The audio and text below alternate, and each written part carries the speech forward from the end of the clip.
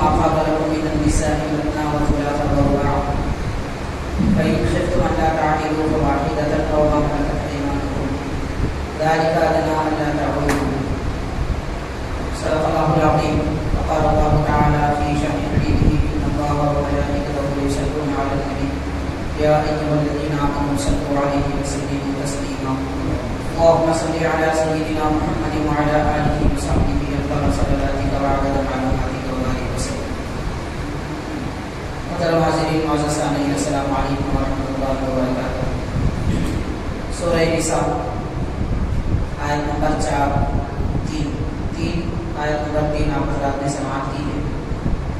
اللہ تبارک و تعالیٰ اس سورہ کے آغاز میں ایمان والوں کو یہ ارشاد فرمایا کہ خالق کائنات نے ایک جان سے تم سب کو پیدا فرمایا اور تمہاری رشتہ داری بنائی. اس کے بعد کی آیت میں حکم یہ فرمایا کہ جو لوگ یتیم ہوتے ہیں تو ان کا مال ان کے حوالے کر دو اور ان کا مال اپنے مال میں ملا کر استعمال نہ کرو. تیسری آیت میں اللہ تعالیٰ یہ فرما رہا ہے کہ اگر یتیموں کے بارے میں تمہیں انصاف کرنے کے متعلق خوف ہو، یعنی تم تنہا ہو، تمہارے بھتیجے رشتہ دار یا کوئی بھی یتیم تمہاری ذمہ داری میں ہو اور اس کا مال بھی تمہارے پاس ہو، تم اس کی خدمت نہ کر سکو، اس کے مال کی حفاظت نہ کر سکو تو نکاح کرو.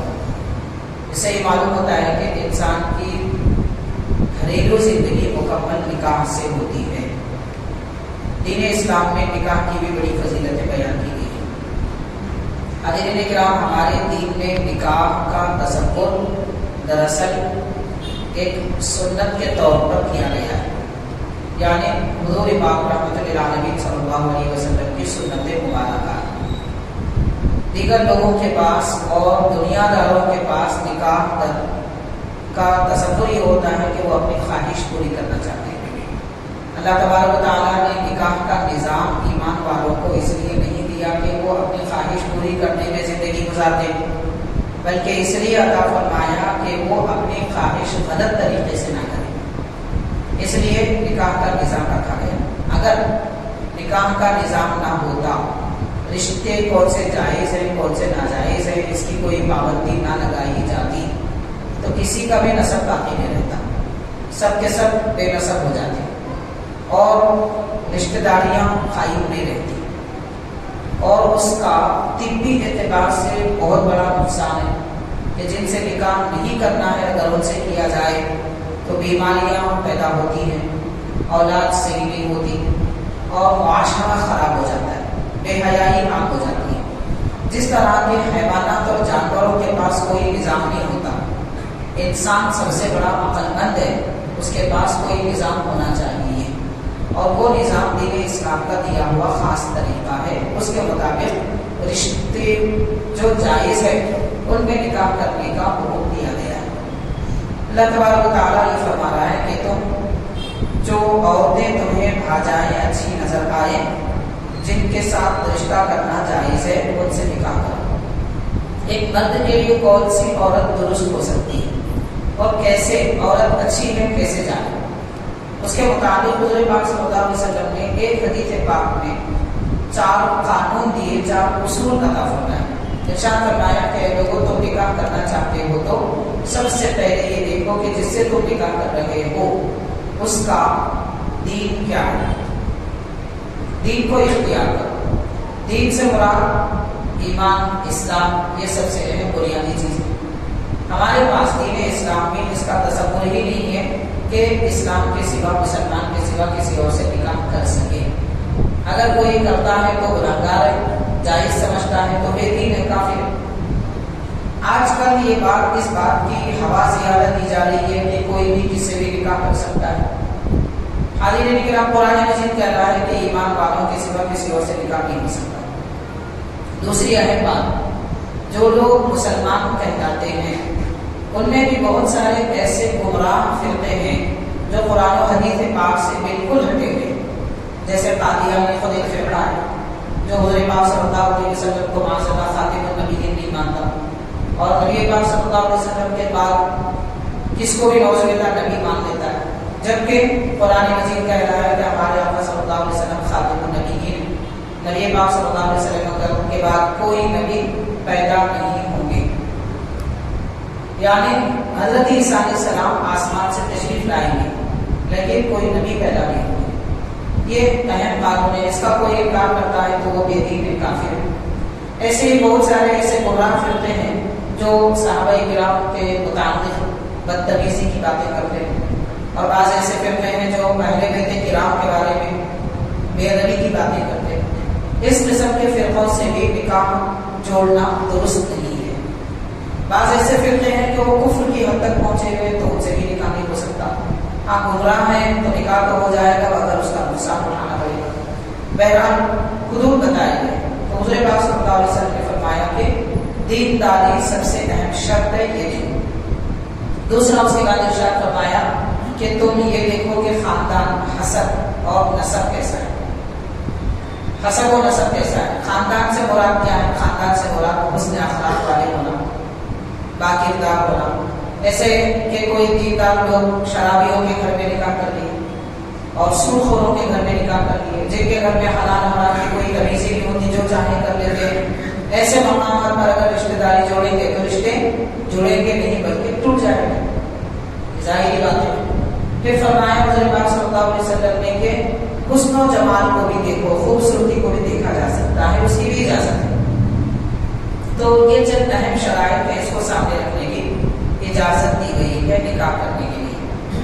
حاضرین کرام، عورتیں تم کو اچھی نظر نہ جائیں تو کیا مطلب ہے اس کا؟ اس کا معنی یہ ہے کہ دین کے اعتبار سے اچھی ہوں، حسب اور خاندان کے اعتبار سے اچھی ہوں، اور حسن و جمال کے اعتبار سے اچھی ہوں۔ پھر فرمایا کہ مال کے اعتبار سے بھی اچھی ہوں، یعنی دولت مندوں میں نکاح کیا جا سکتا ہے، لیکن دولت مندوں میں نکاح ان لوگوں کا چاہیے جو دولت مند ہوں، ان لوگوں کا نہیں جو غریب ہوں۔ جیسے آج کل ہم دیکھ رہے ہیں کہ بہت سارے غریب لڑکیوں کی شادیاں بڑے بڑے مالداروں سے ہو رہی ہیں، اور بڑے بڑے مالدار اپنے گھر میں غریب لڑکیوں کو لا رہے ہیں۔ اس کا نتیجہ یہ نکلے گا کہ گھر میں رہن سہن کی جو تمیز ہوتی ہے وہ نہیں رہتی، اور دونوں کے اخلاق علیحدہ ہوتے ہیں۔ ظاہر ہے کہ کسی غریب کے سامنے ایک دم پیسہ آ جائے تو وہ اپنے آپ کو بہت بڑا سمجھنے لگے گا، بد اخلاقی کا اظہار کرنے لگے گا، کھانے پینے کے معاملات میں دستر کے موقع پر بدتمیزی کے کام کرے گا۔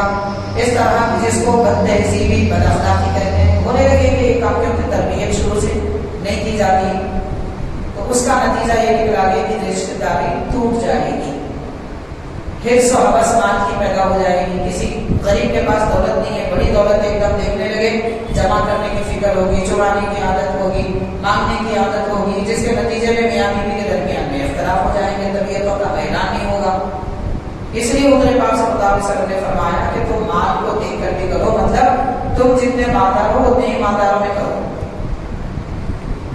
تو حاضرین کرام، آج ہم دیکھ رہے ہیں نتیجہ اسی کا سامنے آ رہا ہے کہ تقریباً مسلمان لڑکے لڑکیوں کے جو نکاح ہو چکے ہیں، بہت سارے نکاح ٹوٹ رہے ہیں، یا پھر لڑکیاں اپنے ماں باپ کے گھر بیٹھی ہیں۔ اس کے اسباب کیا ہیں وہ ہمارے سامنے، کوئی بات کہنے بتانے کی ضرورت نہیں ہے، کیونکہ اکثر لڑکی کا بچی کا نکاح کرنے والے لڑکے کو دیکھتے ہیں، یہ دیکھتے ہیں کہ وہ کہاں رہتا ہے، کمائی کدھر کرتا ہے، دبئی میں ہے رشتہ ٹھیک ہے، امریکہ میں ہے رشتہ ٹھیک ہے، یہاں اگر رہتے ہیں تو تلاش کرتے ہیں ذاتی مکان ہے کیا۔ اب ہر آدمی، ہر باپ اپنی لڑکی کے لیے ذاتی مکان والے کو تلاش کرے تو کہاں سے ملے گا؟ شہر کا اگر ہم اندازہ کریں تو 40 سے 50% لوگ ذاتی مکان نہیں رکھتے، تو کیا 40 سے 50% مسلمانوں کی شادیاں نہیں ہوں گی؟ بیجا جو شرائط ہے، یہ شرائط لے کے ڈوب رہے ہو جاتی ہے، نکاح ہو جاتا ہے، لڑکے کی طرف سے دعویٰ بھی کیا جاتا ہے کہ ہم ان کو باہر لے کے جائیں گے، اپنے ساتھ رکھیں گے، مگر شادی کے بعد میں 2-3 سال گزر جاتے ہیں، نہ لڑکا بلا سکتا ہے نہ لڑکی سسرال میں رہ سکتی ہے۔ اب ماں باپ، لڑکی اور لڑکی کے ماں باپ کی طرف سے مطالبہ ہوتا ہے یا تو باہر لے جاؤ یا پھر ہمارے گھر واپس کر دو۔ لڑکے کے ماں باپ کہتے ہیں نہیں، ہمارے گھر میں رہنا چاہیے، ہم شادی کیوں کریں، گھر میں ہمارے کام کاج کرنے کی ضرورت ہے۔ یہ نتیجے نکلتے ہیں۔ اگر وہ شوہر خود گھر میں رہتا تو سارے معاملات کو درست کر دیتا. ادھر وہ بیچارہ پریشان، ادھر ماں باپ پریشان، ادھر لڑکی کے ماں باپ پریشان. تو بے جہاں رشتے نہیں کرنا چاہیے ویسی جگہ رشتے کر کے پریشان. اصول کیا ہے، قانون کیا ہے رشتے کرنے کے، اس کا پتہ نہیں.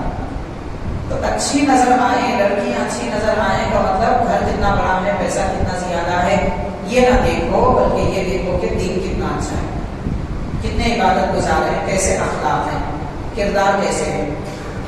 یہ ساری تفصیلات بیان کی گئی ہے. تو بہرحال حاضرین کرام، اجازت دی گئی ہے ایک مسلمان کو کہ اگر وہ اختیار اپنی طاقت رکھتا ہے تو ایک نکاح کر سکتا ہے، ایک سے زائد 2 3 4 تک بھی کر سکتا ہے تو کرے، مگر سب کا حق برابر ادا کرے. اس کے بعد فرمایا فَإِنْ خِفْتُمْ أَلَّا تَعْدِلُوا فَوَاحِدَةً، اگر تمہیں ڈر ہو کہ تم انصاف نہ کر سکو گے تو ایک کر لو بس. اب یہاں یہ آیت کریمہ ہے سورہ نساء کی آیت نمبر 3. اس کو لے کر ٹی ویوں پر ڈیبیٹ ہوتے ہیں. غیر مسلمین جن کو ہمارے دین سے، اسلام سے کوئی تعلق نہیں ہے، وہ یہ باتیں اچھالتے ہیں اور کہتے ہیں دیکھو اسلام میں 4 شادیاں کرنے کی اجازت ہے. یہ لوگ 4 شادیاں کرتے ہیں.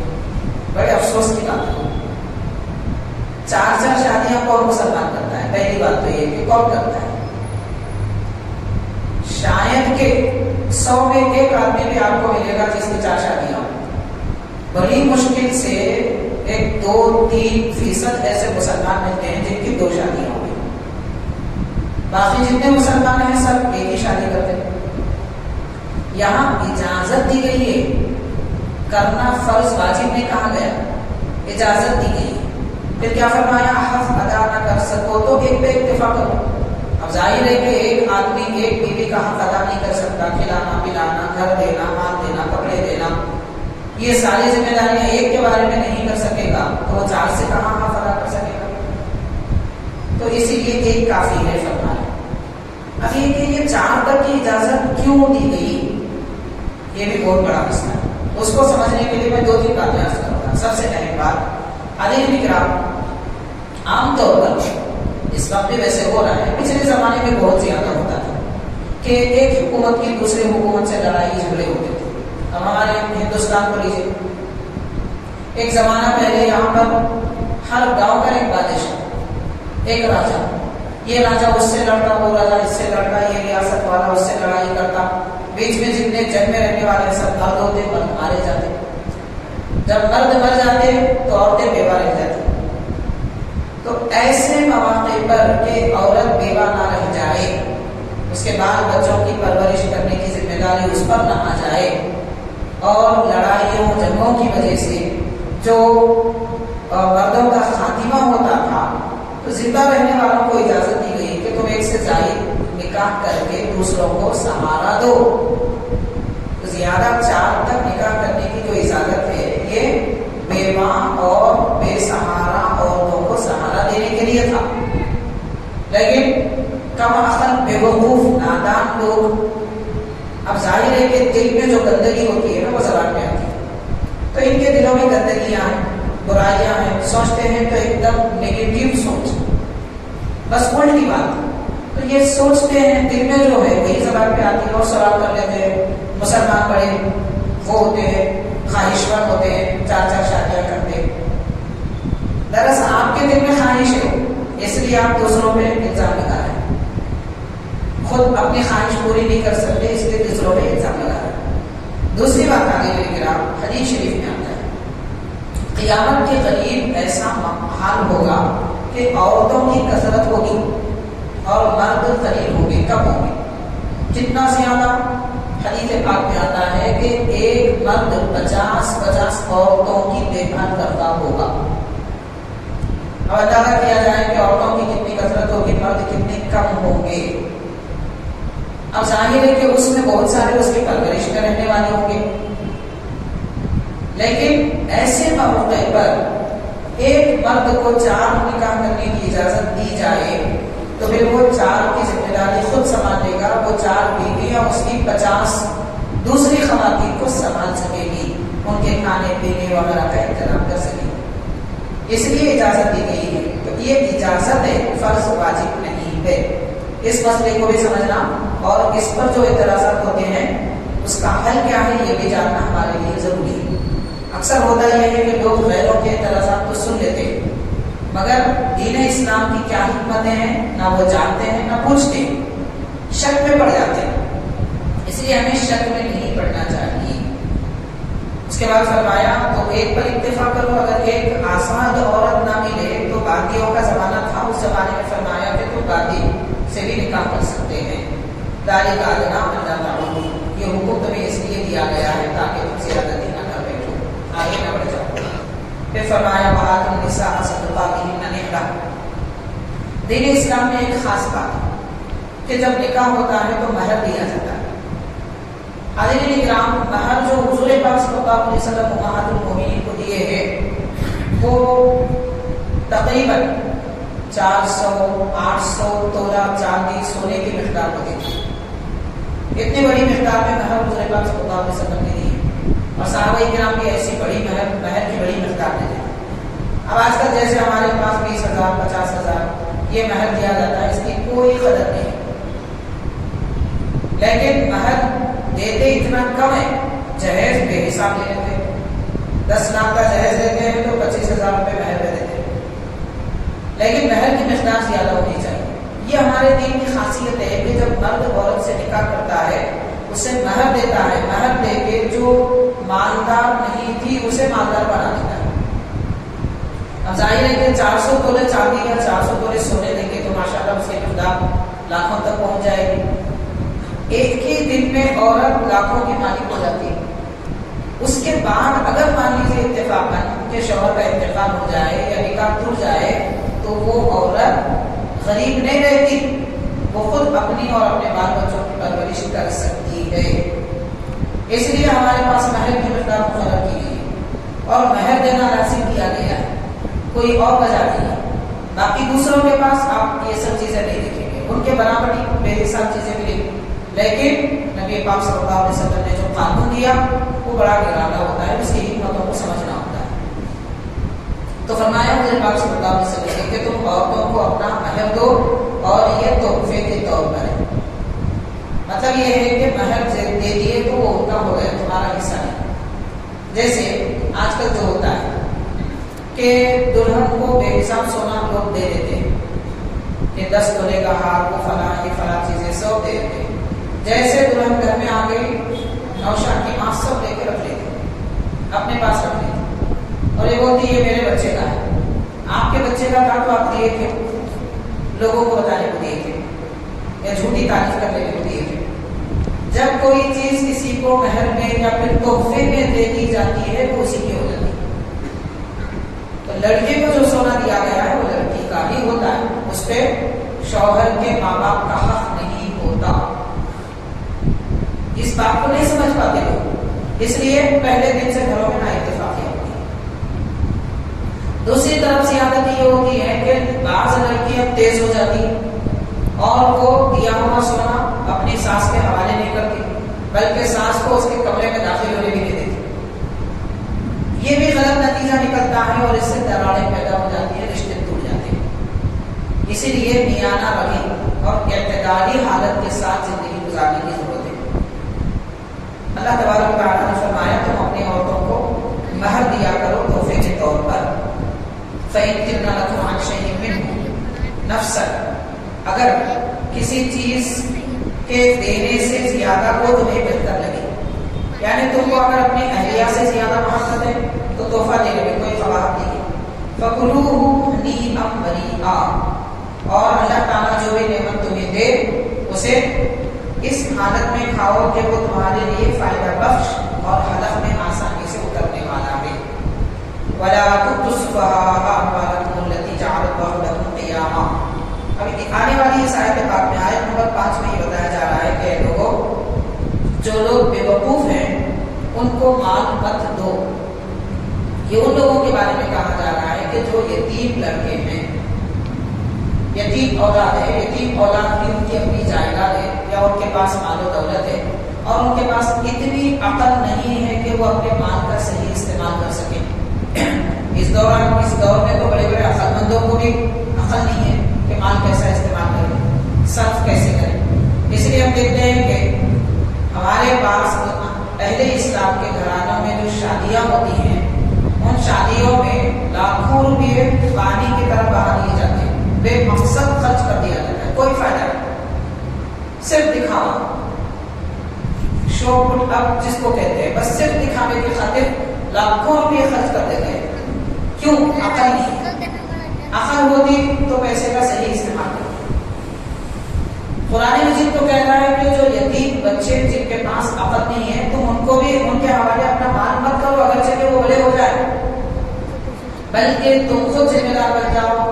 یہ ان لوگوں کے لیے کہا جا رہا ہے جو اس یتیم کے بچوں، ان لوگوں کے بارے میں کہا جا رہا ہے کہ جو لوگ اس کے ولی ہوتے ہیں، ولی سے مراد دادا، چچا، تایا، یہ لوگ جو ذمہ دار ہوتے ہیں کسی یتیم کے، ان لوگوں کو حکم دیا جا رہا ہے کہ ان کا مال تم ان کے حوالے مت کرو اگر وہ نادان ہو۔ عقل مند ہے تو ان کے حوالے کر سکتے ہیں، مگر بڑی عمر ہونے کے بعد، چھوٹی عمر میں، کم عمر میں یتیموں کے حوالے ان کا مال نہ کیا جائے بلکہ ذمہ دار اس کو لے۔ فرمایا جعل اللہ لکم قیاما، اللہ تعالیٰ نے ان کے مال کے لیے تمہیں ذمہ دار بنایا ہے، نگران کار بنایا ہے۔ وارزقوہم فیہا، انہی کے مال میں سے ان کو کھلاؤ۔ اگر کوئی اپنے مال میں سے یتیموں کو کھلاتا ہے بڑی اچھی بات ہے۔ حضور پاک صلی اللہ علیہ وسلم نے ارشاد فرمایا اگر کسی یتیم کے سر پر کوئی ہاتھ پھیرے، سر پر جتنے بالوں پر اس کا ہاتھ گزرتا ہے اللہ تعالیٰ اتنے گناہ اس کے معاف فرما دیتا ہے۔ تو یتیم کے سر پر محبت سے ہاتھ پھیرنے کی اتنی فضیلت ہے، پھر اس کے مال کی دیکھ بھال کرنا، اس کی پرورش کرنا، اسے کھلانا پلانا، یہ تو ماشاءاللہ اور بڑی فضیلت کی بات ہے۔ تو فرمایا اس کے یتیم کے مال کی حفاظت کرو، تم اس کو اس کے مال میں سے کھلاؤ یا اپنے مال سے کھلاؤ تو بڑی اچھی بات ہے۔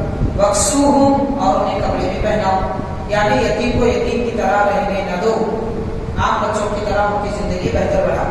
وقولوا لهم قولا معروفا، اور ان سے اچھی بات کرو، تانے نہ دو جیسے ہوتا ہے کہ یہ منحوس ہے اپنے ماں باپ کو کھا گیا، اس قسم کی باتیں لوگ رشتہ داروں میں کرتے ہیں، تو یہ تانے مت دو، ان سے اچھی بات کرو۔ پھر فرمایا وَابْتَلُوا الْيَتَامَىٰ حَتَّىٰ إِذَا بَلَغُوا النِّكَاحَ، اور جو لوگ یتیم ہو چکے ہیں ان کا مال ان کو دینے کے لیے پہلے انہیں آزماؤ۔ کیسے آزمائیں؟ پہلے کچھ پیسہ دے کر دیکھیں خریداری کرنے کے لیے، وہ صحیح چیز صحیح طور پر خرید کے لائیں، عقل مندی آ جائے تو نکاح ہونے تک ان کا مال ان کے حوالے کرو۔ پھر فرمایا فَإِنْ آنَسْتُم مِّنْهُمْ رُشْدًا فَادْفَعُوا إِلَيْهِمْ أَمْوَالَهُمْ، اگر تم ان کے اندر بہتری سمجھداری کو محسوس کر لو تو ان کا مال ان کے حوالے کر دو۔ وَلَا تَأْكُلُوهَا إِسْرَافًا وَبِدَارًا، اور فضول خرچی کرتے ہوئے ان کا مال نہ کھا جاؤ۔ یتیموں کا مال کسی کو کھانے کی اجازت نہیں ہے، أَن يَكْبَرُوا، اس سے پہلے کہ وہ بڑے ہو جائیں۔ وَمَنْ كَانَ غَنِيًّا فَلْيَسْتَعْفِفْ، نگرانی کرنے والا آدمی اگر خود مانتا رہے تو وہ پرہیزگاری سے کام لے، یتیم کا مال نہ کھائے۔ اگر مانتا رہے تو تمہیں ضرورت نہیں ہے کسی اور کے مال کی۔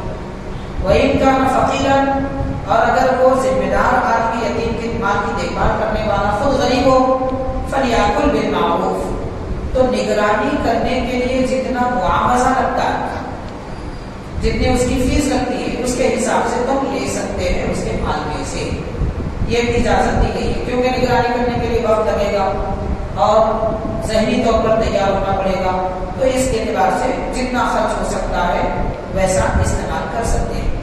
فَإِذَا دَفَعْتُمْ إِلَيْهِمْ أَمْوَالَهُمْ، اور یتیموں کے حوالے جب ان کا مال تم کر دو تو لوگوں کو گواہ بناؤ، ان کا مال ان کے حوالے کرنے کے بعد ان کو گواہ بناؤ، بغیر گواہی کے کوئی کام کرنے کی اجازت نہیں ہے، حتیٰ کہ اگر دو مسلمان آپس میں معاملہ کریں، ایک دوسرے کو قرضہ بھی دیں تو قرآن مجید کہتا ہے کہ تم لکھ لیا کرو، اگر نہیں لکھ سکتے تو گواہ بناؤ، کم از کم 2 گواہ ہونے چاہیے تاکہ آگے چل کر ان کے درمیان کوئی اختلاف نہ ہو اور وہ اپنی بات سے منہ نہ پھیر دیں۔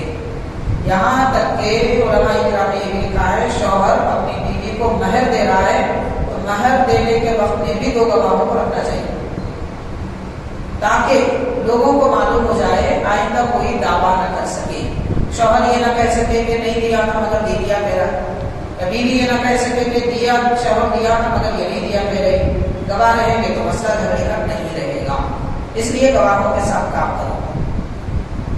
پھر فرمایا وَكَفَىٰ بِاللَّهِ حَسِيبًا، یہ تو دنیا میں کام کے لیے، آخرت میں حساب لینے کے لیے اللہ تعالیٰ کافی، وہاں جو ہے دنیا میں جو کام کیے تھے اس کا بدلہ تو وہاں مل جائے گا۔ پھر فرمایا لِلرِّجَالِ نَصِيبٌ مِّمَّا تَرَكَ الْوَالِدَانِ وَالْأَقْرَبُونَ وَلِلنِّسَاءِ نَصِيبٌ مِّمَّا تَرَكَ الْوَالِدَانِ وَالْأَقْرَبُونَ مِمَّا قَلَّ مِنْهُ أَوْ كَثُرَ نَصِيبًا مَّفْرُوضًا۔ آیت نمبر 7 سورہ نساء، اس میں یہ بتایا جا رہا ہے کہ جب کوئی آدمی انتقال کر جائے تو اس کے جو مرد اولاد ہیں یا رشتے دار ہیں، جیسے ایک آدمی کا انتقال ہو جائے تو اس کی اولاد میں لڑکے لڑکیاں اور اس کی ماں باپ پھر اس کی بیوی، یہ سارے لوگ اس کے مال کے حقدار ہوتے ہیں۔ ان سب کو ان کے حصے کے مطابق جو مقرر ہے قرآن پاک میں اپنے رکوع میں بتایا جا رہا ہے، ان کے حصے کے مطابق سب کا حصہ دیا جائے گا۔ دین اسلام کی ایک خاصیت ہے کہ کسی آدمی کا انتقال ہو جائے تو مردوں کو بھی حصہ دیا گیا، عورتوں کو بھی حصہ دیا گیا۔ آج ہم جانتے ہیں کہ ہندوستان کے قانون میں غالباً عورتوں کے لیے کوئی حصہ نہیں ہے، یعنی باپ کا انتقال ہو جائے تو بیٹی کو نہیں ملے گا، یا بھائی کا انتقال ہو جائے تو بہنوں کو نہیں ملے گا، ان کا کوئی حصہ ہی نہیں ہے۔ لیکن اسلام عورتوں کا پورا حق دیتا ہے۔ ایک عورت بیوی اگر کسی کی بیوی ہے تو اس کو شوہر کا حصہ ملے گا، بیٹی ہے تو باپ کا حصہ ملے گا، اور بہن ہے تو بھائی کا حصہ ملے گا، نانی دادی ہے تو نواسے پوترے کا حصہ ملے گا۔ کتنے اعتبار سے، اگر ماں ہے تو بیٹے کا حصہ ملے گا اور بیٹی کا حصہ ملے گا۔ کتنے اعتبارات سے ایک عورت کو حصہ دیا جا رہا ہے، وہ اس وجہ سے تاکہ عورت کبھی بے سہارا نہ رہے، اس کو زندگی میں اس کے خرچ کے لیے کچھ نہ کچھ ملتا رہے۔ یہاں سے یہ بات آپ کو سمجھ میں آتی ہے کہ دین اسلام پردے کی جو اہم تعلیم دیتا ہے، اس پردے کی وجہ سے مسلمانوں میں عام طور پر خواتین عورتیں جاب نہیں کرتی، کیونکہ باہر نکلیں گے تو بے پردگی عام طور پر ہو جاتی، اجنبی مردوں سے بات کرنا پڑتا ہے، ان سے اختلاف ہو جاتا ہے، تنہائی میں رہنے کا موقع ملتا ہے اور بہت ساری خرابیاں، شر پیدا ہو جاتا ہے۔ لیکن اللہ تعالیٰ کا قانون، اللہ کا قانون ہے، کون سمجھ سکتا ہے؟ پروردگار جانتا ہے کہ اگر یہ کوئی خود نوکری نہ کر سکے تو اتنے مردوں کو بنایا کہ ان کے انتقال کے بعد ان کی جائیداد میں سے اس کو حصہ ملتا ہے، کسی نہ کسی طریقے سے وہ مالدار رہتی ہے، بشرطے کہ لوگ اپنا حصہ دیں۔ اب آج کل ہوتا یہ ہے کہ والد کا انتقال ہو گیا تو بھائی ساری زمین ہڑپ کر جاتا ہے، بہنوں کو کچھ نہیں دیتا، اور باقی رشتے دار بیوی کا حق مانگ لیتے ہیں۔ شوہر کا انتقال ہو گیا تو اس کے چچا تایا چچیرے تائے بھائی بہن سب ہڑپ کر جاتے ہیں اور شوہر کا مال خود بانٹ لیتے ہیں، بیوی کو نہیں دیتے۔ تو ایسا حق مانا جائے گا تو پھر قیامت کے دن جواب دہ ہوں گے۔ تو اس طریقے سے اللہ تعالیٰ نے فرمایا کہ مرد اور رشتے دار، مردوں کو بھی عورتوں سے رشتے داروں سے حصہ ملے گا اور عورتوں کو بھی ان کے ماں باپ اور ان کے رشتے داروں سے حصہ ملے گا، چاہے وہ کم ہو یا زیادہ، اگر ایک حصہ مقرر ہے دیا جائے گا۔ اور فرمایا وَإِذَا حَضَرَ الْقِسْمَةَ أُولُو الْقُرْبَىٰ وَالْيَتَامَىٰ وَالْمَسَاكِينُ، اے لوگوں جب تم رشتے دار اور یتیم مسکین سب کے سب مال کسی کا تقسیم کیا جا رہا ہے اس میں حاضر ہو جائیں تو ان لوگوں کو بھی اس مال میں سے کھلاؤ جو یتیم اور مسکین ہیں، یعنی اپنا حصہ مالدار تو لے رہے، رشتے داروں میں جو غریب ہیں ان کو کچھ زیادہ دے دیا کرو، تمہارا اختیار۔ پھر فرمایا وَقُولُوا لَهُمْ قَوْلًا مَّعْرُوفًا، ان کے ساتھ اچھی بات کرو۔ اس کے بعد ارشاد فرماتا ہے اللہ تبارک و تعالیٰ وَيَخْشَى الَّذِينَ لَوْ تَرَكُوا مِنْ خَلْفِهِمْ ذُرِّيَّةً ضِعَافًا، ان لوگوں کو خوف کرنا چاہیے، ڈرنا چاہیے کہ جو اپنے پیچھے کمزور اولاد کو چھوڑ جا رہے ہیں اور وہ ان پہ خوف رکھتے ہیں، یعنی وہ لوگ جن کے پاس کوئی جائیداد نہیں ہے، کوئی دولت نہیں ہے، انہیں چاہیے کہ وہ کچھ نہ کچھ اپنی اولاد کے لیے چھوڑ جائیں، تیاری ایسی کریں کہ اپنے رشتے داروں کو کچھ ملے، اپنی بیوی کو، بچوں کو، بیٹیوں کو کچھ نہ کچھ رہے، تھوڑی مقدار میں ہو یا زیادہ مقدار میں۔ یہاں یہ سبق دیا جا رہا ہے ایمان والوں کو کہ تم جو کمائی کرتے ہیں اس میں بچت کیا کرو، بچت کریں گے تو کوئی جائیداد بنے گی، جائیداد بنے گی تو تمہارے بعد میں تمہارے رشتہ داروں کو ملے گا. ایسا نہیں ہے کہ 10 سال تک خوب کمائی کی، ایک شادی میں 50 لاکھ روپے خرچ کر دیے، 4 دن میں پھر فقیر بن بیٹھے.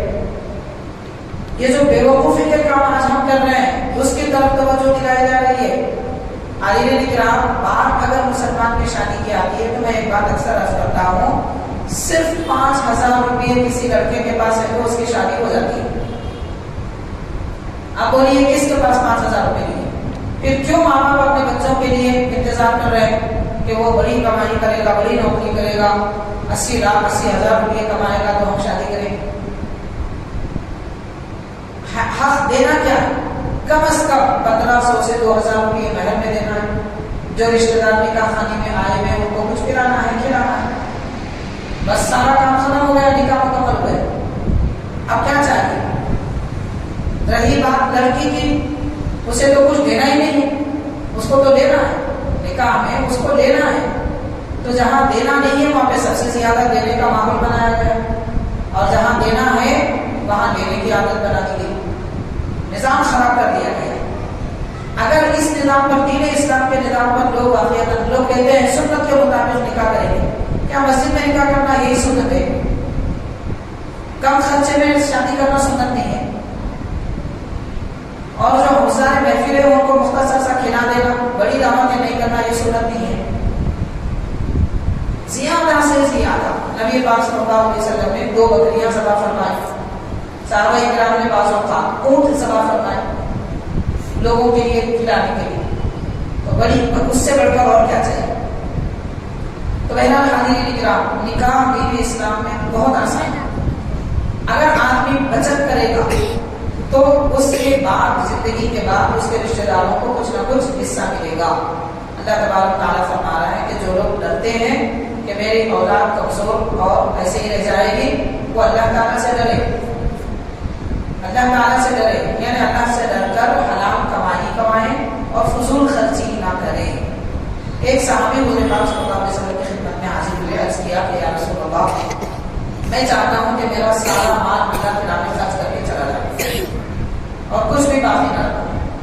تو پیارے آقا صلی اللہ علیہ وسلم نے فرمایا کہ تمہارے باپ تمہاری اولاد کو کسی کے سامنے ہاتھ پھیلانے والا بنانے سے اچھا ہے کہ ان کے ہاتھ میں کچھ تم دے کر جاؤ. کتنی بڑی تعلیم دی جا رہی ہے، غور کر سکتے ہیں. تو زندگی میں سارے خرچے بے تکے کرتے رہیں گے تو کیا بچت کریں گے، اولاد کو کیا ملے گا؟ بہرحال حاضرین کرام، اللہ تعالیٰ نے فرمایا ان الذین یأکلون اموال الیتامی ظلما، جو لوگ یتیموں کا مال ظلم کے طور پر کھا جاتے ہیں، انما یأکلون فی بطونہم نارا، وہ لوگ اپنے پیٹ میں آگ بھر رہے ہیں، وسیصلون سعیرا، اور وہ جہنم کی آگ میں ڈال دیے جائیں گے. یہ ایک رکوع یہاں پر مکمل ہوا سورہ نساء کا. انشاءاللہ تعالیٰ اگلے رکوع میں کس کو کتنا حصہ ملے گا مال وراثت کا، یہ سارے رکوع میں وہ تفصیلات بیان کی جا رہی ہیں. انشاءاللہ تعالیٰ اگلی محفل میں اس کے متعلق بیان کیا جائے گا. اللہ تعالیٰ قرآن مجید کو سمجھنے کی ہمیں توفیق دے، قرآن پاک کی برکتوں سے ہمارے ظاہر باتوں کو قبول فرمائے. صلی اللہ تعالیٰ وسلم علی خیر خلقہ سیدنا محمد وعلی آلہ وصحبہ اجمعین والحمد للہ.